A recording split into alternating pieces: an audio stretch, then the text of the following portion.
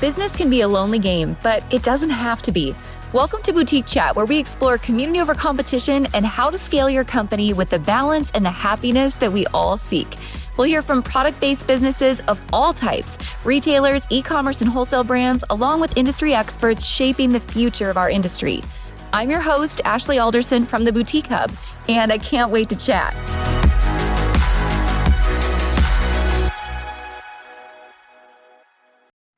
Hey guys, welcome back to the podcast this week. I love stories like we're going to get to share today. What a journey your life has been and your business has been, and your opportunity just to see this industry from so many different perspectives. I can't wait to share what we're going to get into today. Thanks for being here, Nicole. Thanks for having me, Ashley. I'm so excited. This is the second time you've been on the podcast. It is, and I was thinking maybe I should have listened to that episode because I'm an entirely different person since that episode. We both could probably chuckle. I think that was during COVID, wasn't it? It was. I was like in the thick of COVID with the business and just in full on trying to make it work mode. Yeah. So much had changed for you. I think did you have a storefront then and you closed your storefront? We did. Yeah. I had a storefront. I had a warehouse. I had a staff of over 15 at that point. Like it was chaos. Yeah. Okay. Wow. Fast forward from then to now. These guys know you are a huge part of our team here at the Hub with so much insight and knowledge, obviously, because you've been in everyone else's shoes before. So we've got to back the train up for a minute and go back to tell me a little bit about your boutique. And let's talk about the journey of going from boutique owner to not being a boutique owner anymore. Where do you even want to start today? Where do we even start is a good question, Ashley. I'll just kind of back it up to even before the boutique. I've always had a thing with fashion. I started sewing in middle school, and then that led into high school, which I made my own prom dresses and homecoming dresses. So and then I raced dirt bikes on the weekend. So it was kind of interesting. But I knew I wanted to study fashion. So a month after I graduated high school, I moved to New York City. I'm from Delaware. So that was a big change. I interned and really worked my butt off while I was there to learn as much as I could about the industry and just what I liked, what I didn't like. After college kind of wrapped up, I decided to bring fashion back to my small town. So I moved back to Delaware. At this time, I was working for a buying office in New York. So I was commuting back and forth a few days a week. And I was like, you know what? I feel like I could do something with this here. I was designing still at the time, making gowns for people in my local community. And then I found out, I was 21 years old at this time, I found out I was going to be a mama. And that was very much a surprise. So I had this moment of oh my gosh, okay, do I give up on my dream? Do I kind of put this on the back burner and, in quotes, get a real job? But I just had this overwhelming feeling that I could never look my daughter in the eyes one day and tell her to follow her dream if I had given up on mine. So I was just kind of in it. I'm like, all right, here we go. I decided to switch gears from designing to purchasing inventory, and I launched my online boutique on my daughter's first birthday. And that was 2012. We were doing pop-ups at the time. I had, I would pack whatever I could in my trunk, go to people's houses. We were doing home parties and events, and an opportunity came to open a location. So I did. It was probably within the first year of being online, I opened a storefront.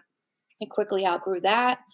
I expanded into a second location. We were there for a few years, which has led into having a warehouse at one point. And then, like I said, during COVID, we had that location, the warehouse, and eventually a staff of about 15. Man, well, that's incredible. So before we talk about decisions that came after that, I want to just go back. I mean, that type of growth doesn't happen by accident. It happens because you are so diligent and very thoughtful in how you built your brand and your community. Talk to me about that, because I know there's people listening going, man, I'm still new, Nicole. How do I even get, to one warehouse or to one storefront? So what do you think made your boutique successful at that time? What was really working for you? Yeah, you said it, Ashley. It was really about the community. That was so important to me from really leaving my town to go to New York all the way up until the Yeah. very end. Like I was always sharing with my community my journey, what I had been going through. During that time, I had also become a single mom to eventually two kiddos. So Mhm. I was really open and really vulnerable with my audience, I guess you could say. And they related to me more so because of my story and my strength and my bravery and all the things.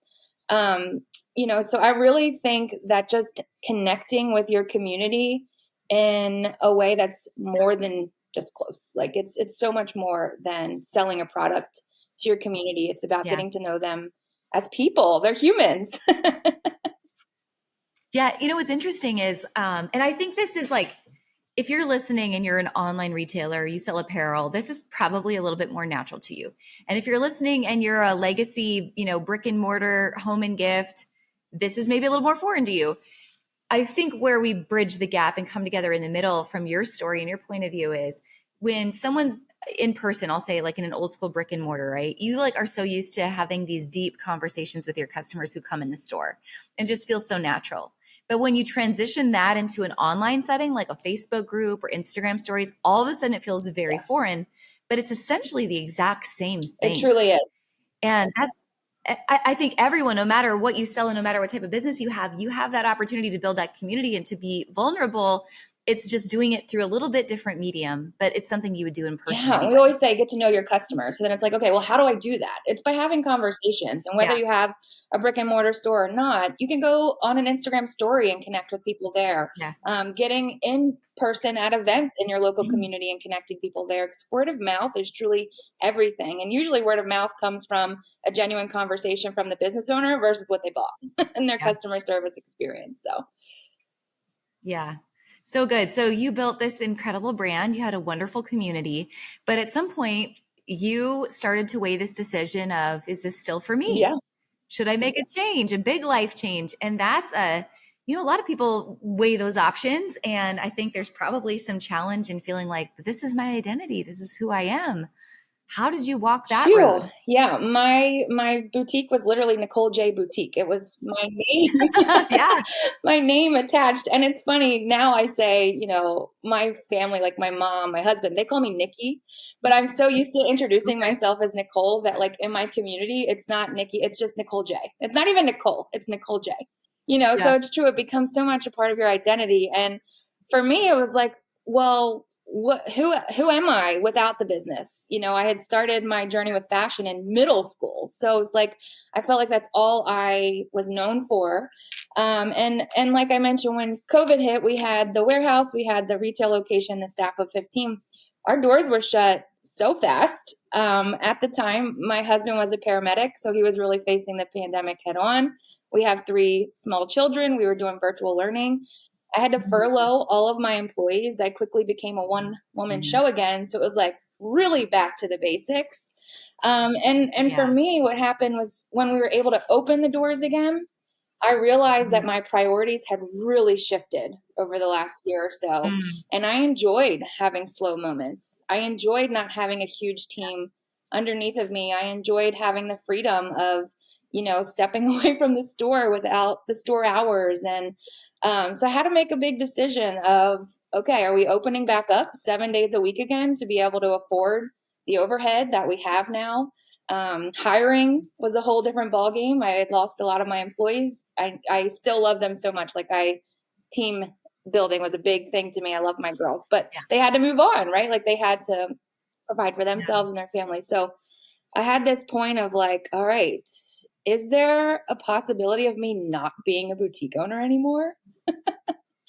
That's scary. That's scary. It is scary. After Yeah. 10 plus years of being Nicole J, the boutique owner. And when I realized that I was basing the decision off of what other people would think, off of letting my Oh, customers down, letting my community down because I have been their staple for fashion for so long. When I realized yeah. that was what was my decision maker, it became a no-brainer for me. Like they will understand it's time for me to prioritize my happiness and really see what else is out there for me. Man, that's a gut check moment right Yeah. there. am I doing this for other Mm-hmm. people and not for myself? And it's funny because, you know, as I listen to you, like, yes, you could go through that decision making process if you're deciding, is it time for me to close my boutique? But maybe it's not even about closing your business. Maybe there's things that you've been doing, or maybe there's arms of your business or big projects that you've been holding on to that are just weighing you down. And you didn't want to kill them and cut them off because you felt like, they meant something to someone else, but really, would you be happier just to slow Yeah. down? I think about this, I have horses, right? And so in training barrel horses, I often am telling my girls, I'm like, you know what? Sometimes we need to slow down to speed Mm, up. We've got to go back to the basics. We got to learn how to lope a perfect circle before we can introduce more speed and go fast again. But boy, slowing down once you're used to going fast is really it freaking is hard. so hard. And sometimes I had just shared something like this on Instagram yesterday, actually, where it was like, we feel like we need more in life. Like there's more goals to reach or something else that we're, aiming for. And sometimes it's like, really, you need less. You need less on your calendar so you can have more time with the people that mean the most to you. And that's really what it was about for me at that time was like, okay, if I'm going, I almost felt like I had to go backwards in a sense of like back to what the business was pre-COVID. And did that make sense for me anymore when I really was just craving more time with my kiddos and just ready to be mom and, Yeah. you know. Oh my gosh. Okay, so fast forward. So you made this decision. You walk through this fire. What did you learn? Like, just tell me about the day that you realized, okay, I'm on the other side and I'm Oh, okay. And you started to glance back in at what you had just walked through. What did you realize about yourself? What did you recognize from your journey that you just couldn't see yeah. otherwise? As soon as I made that decision, I felt this sense of freedom that I had never felt before. And it wasn't freedom of like, oh, I've been doing the wrong thing for 10 years. It was like, I'm so proud of everything that I've done. And, back to when I decided to move forward with my dreams, I was going to be a mom. It was like, I don't want to give up. So that weighed heavy on my heart. Like, is this giving up? And is that a message I'm showing my kids? And when I made that decision of like, this is not giving up, this is giving yourself permission to prioritize your happiness, to try new things. Like, this is one of the greatest lessons that I could give them. Is that you're not stuck. You're not stuck where you are. It's okay to be proud of all that you've done and then be open to other opportunities as well. So I think as soon as Yeah. I made that decision, I sat in the store. I emptied the store out. We sold everything. We went through all that. And I brought the kids to the store that morning. And we have pictures just kind of like dancing around the space and just like, it was, it was like really just a beautiful, bittersweet moment. I took them to school. I came back and I just sat there. I literally laid on the empty floor of the boutique and I just kind of soaked in everything I had done and built. And I really just gave myself that moment to reflect and celebrate. And I walked out of that door that day, actually, and I was so excited and just Yeah. proud, really proud of myself for the journey, but proud of myself for coming to the decision of like, I don't owe anybody an explanation. This is what feels good to me. Man, I have goosebumps. I have goosebumps listening to you. That's incredible. What a major milestone moment for you and for your family. And just the mental health Mm, aspect of all of it. Like you said yes to yourself in a whole new way. What's your advice to a boutique owner? Again, I don't want this to be like a boutique owner's listening going, "Uh-oh, I'm scared. I'm not going to make it." Like, this is not a doomy and yes, gloomy thing. This is you can you have can have both. both. You can have both. But it's okay to say yes and it's okay to say no. You've got to do what's right for you and not for others. So what would your advice be to a boutique owner who's like, "Man, Nicole, I'm overwhelmed. How can I just have a little bit more Yeah. peace? How can I live as a boutique owner and just find that space for myself if I want to maintain this business or if I want to make this decision you just talked Yeah, about?" I think it really comes down to figuring out what is best for you, right? We get into this comparison game of seeing other boutiques and what their success looks like. It's really Yeah. not about what success looks like. What does success feel like for you? Oh, Right. And, yeah.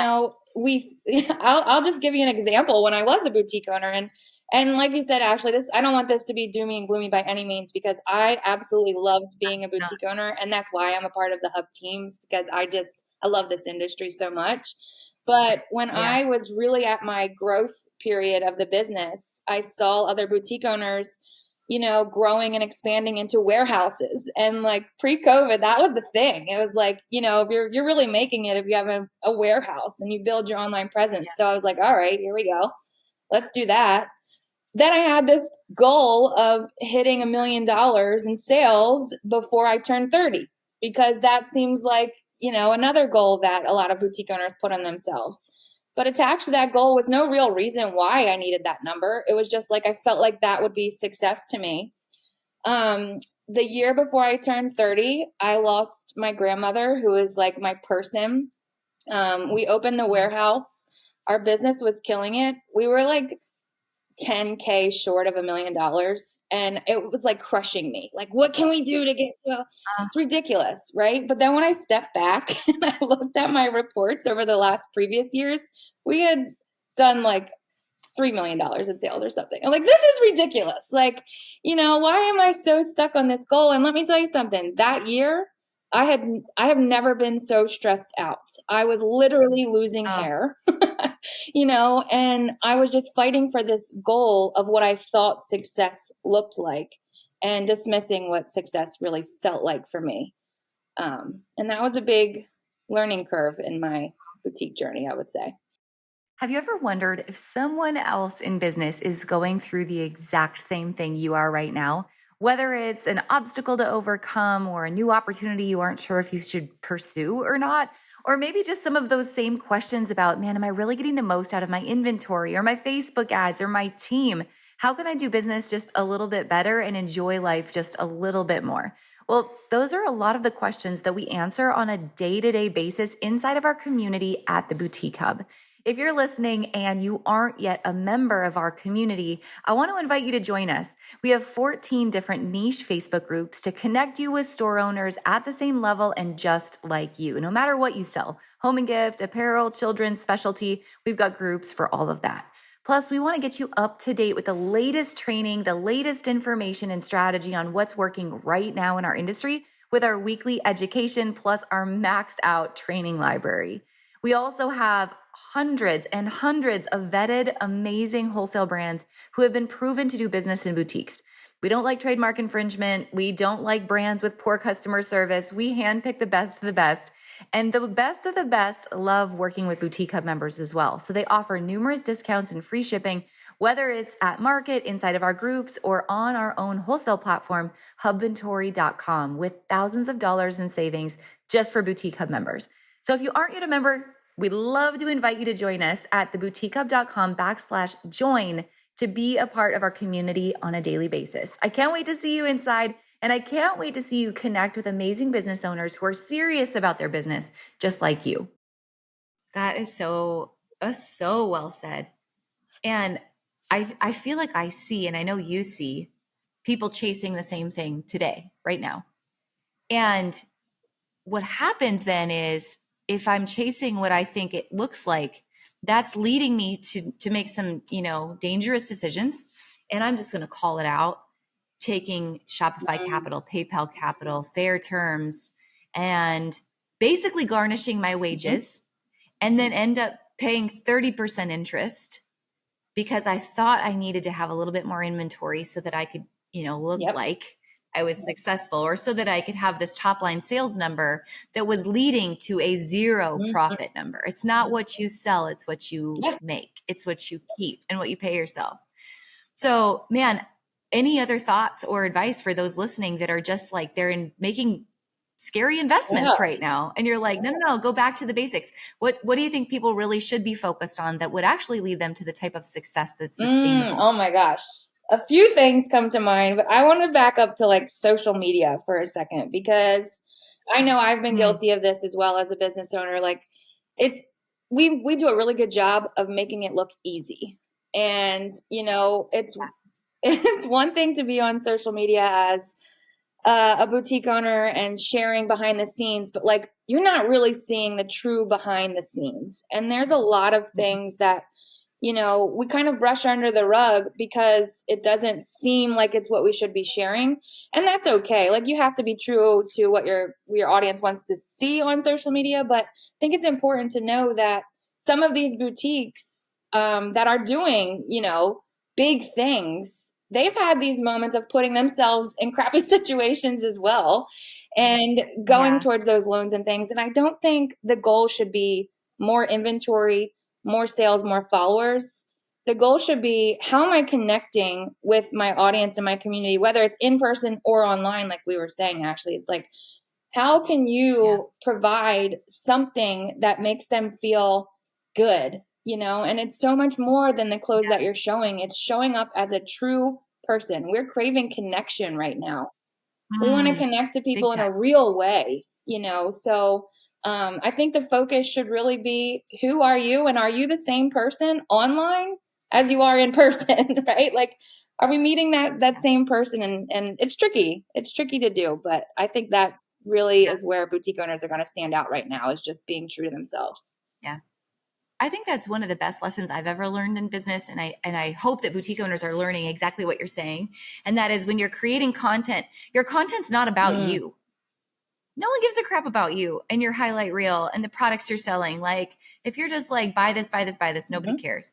But when you can really shift your focus and to make content that's about them, like, what does my community need today? How could I fill their cup today? How could I solve their problems today? What content can I create that's super mm, relatable definitely. today? And sometimes that content's really hard It to is. make because you don't want to be honest Yeah. about it. That's what really resonates Mm-hmm. with I people. had this message come to me recently, and it was, do you want a pretty Instagram or do you want a powerful Instagram? It's Oh, like, oh, yeah. okay, you know, and for me, just speaking back to identity and making the shift of boutique owner to where I am now, I had this boutique, you know, Instagram page that was my big page with, I think we're at 18,000 followers on there. And I just recently decided to just kind of let that page go because it's a past version of me. And I realized I'm only showing up here because there's 18,000 followers, but like, I don't know 18,000 people. And I don't really need to connect with 18,000 people. I just want to show up as myself and take the pressure off and let social media be Yeah. a source of inspiration. And I think there's something there. There's something there with that. Yeah. So good. So you have this incredible vantage point today. So you obviously you've walked through this journey we've already talked about, but then you've joined our team at the Boutique Hub. And we're so grateful for you because your perspective's unbelievable. And you treat everybody how you would want to be treated. You know, it's just ultimate, like the golden rule with you. And I admire that so much in you. But you have a tricky job because you are truly like the front line of the Boutique Hub. You meet every brand new boutique member that joins our community. And truly, like, if you're listening to this, if you want to be a part of the hub and be a part of the community, it means joining membership. Like, that's where everything is for us. And so you meet boutique owners every single day that are either brand new, or maybe they've plateaued, or maybe they're like kicking ass. Like, you see it all. So what do you think the most successful stores that you're meeting have in common? And second part to that is, like, what's the biggest lesson you find yourself sharing with those who are either new or struggling Ooh, that are coming okay. in? I think we failed to mention that I've been a hub member since the very beginning. So, like, a lot of what I learned about my boutique, you guys, and my growth was from this community, which is why it was such an easy yes for me to join the team when the opportunity came. I'm Yeah, like, yeah, so I get good. it. Let's help our members as much as we can. Yeah, so like Ashley said, my job right now, I'm welcoming our new members and existing members too. Like, I am an open book, and I know how lonely it can feel to be on this journey as a boutique owner and just needing somebody to talk to, needing somebody to ask those questions. So I'm in my inbox all day long chatting with members. And I think the biggest question that's hitting my inbox, and I know within our community as a whole right now, Ashley, is how do I increase engagement, or how do I boost Mm. sales, right? Like, really just sales. And to the point of going right to getting a capital loan or whatever, it's like, no, no, no, no. What do you have right now? What cash do you have sitting on your floor right now, or in your bins in your spare bedroom, or whatever? What inventory do you have right now that you can restyle and sell? I think that's the first thing to focus on there. Um, Connection, like we've been talking about, getting in person to meet people in your area, whether it's in a store or not, collaborating with other businesses. There's so much power there. Any events, we're headed into spring, summer in my area. I know that's like hot time for events. Huge. And I a huge topic I'm covering is drop shipping and how to start with inventory. And I think it's really important to use drop shipping as a tool, but to really connect with brands. We have so many amazing brands for you to connect with at the Hub and on Hub Inventory. It's really important to do research and connect with brands that speak to your style and get those samples Mhm. in and photograph them. Get photos of you in the clothes or of your customer in the clothes. Yeah. But share your Let's just you got to pause on that and just hit that a little harder for everyone who's listening. It's dang near impossible to build a brand on dropshipping Mhm, alone. It's a supplement, but it's not the main course. It's the green mhm. beans, but like where's the Yes. beef at the end of the Yeah. day? And when I'm looking, I'm talking to a member and I'm like, send me your socials. Let me just take a peek at your website and give you some suggestions. A lot of them are stock photos now. It's like, no, we have to get away from stock photos. You have to build authenticity. And that's how you build trust with your audience is by having branded photos of your own. And a big one is that I go to a website or social media and I'm like, well, where are you? Where is your story? Why did you start this boutique or business? So if you don't have that on your website right now, or if it's not like at the top of your Instagram feed or, a pin post on your group or whatever, I highly recommend Yeah. sitting down and really thinking about it and write it out from your heart. Like people want to know, who are you? What's your background? Why are you starting this business? And if that's because you want to provide income for your family, that's okay. People relate to that, Yeah. and I bet that will be Yeah. your most highly engaged post. Yeah, so true. Such good lessons. So would you say then on the flip of that, like the most successful stores that you're seeing, they have that in common? It's like the authenticity and the realness of their Yeah, content? I feel like the boutiques that are really standing out right now have photos of their own, have videos of their own, really have an understanding of who their customer is because they're showing up, asking questions, really getting Yeah. to know them and what they're needing, what they're shopping for. But I don't think you have to be the face of your brand, but I do think it's important for your audience to know who you are as the business owner, and I think that's where boutiques are Mhm. really finding success and standing out right now.